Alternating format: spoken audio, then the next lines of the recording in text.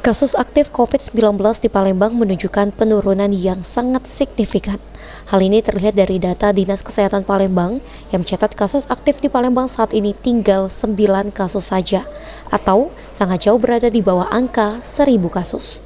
Kepala Seksi Pencegahan dan Pengendalian Penyakit Menular Dinkes Palembang, Yudi Setiawan mengatakan, kondisi COVID-19 di Palembang sudah menunjukkan tren yang sangat terkendali.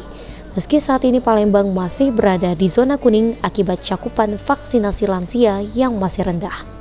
Terlihat dari kasus harian konfirmasi baru per tanggal 12 Desember 2021, kasus aktif yang bertambah di Palembang adalah 0, atau tidak ada penambahan kasus dalam beberapa pekan terakhir.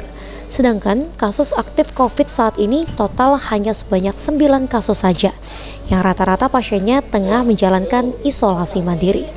Bahkan untuk bed occupancy ratio atau BOR di Palembang saat ini dinilai sangat baik. Terlihat dari angka BOR Palembang saat ini hanya 3%, di mana angka tersebut dinilai sangat lebih baik dari standar WHO maupun standar Kemenkes, drastis di bawah 60%.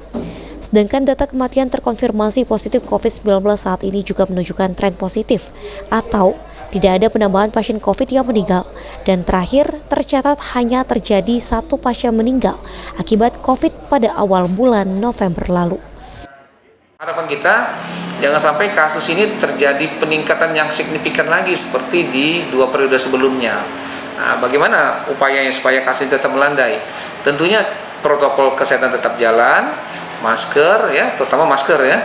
Lalu cakupan imunisasi ini harus kita tingkatkan. Vaksin.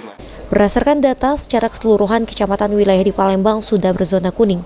Meski demikian, pihak Dinkes Palembang tetap mengimbau masyarakat untuk tetap mematuhi protokol kesehatan agar penyebaran COVID-19 semakin membaik dan semakin bisa ditekan. Oktal Farizi, PAL TV.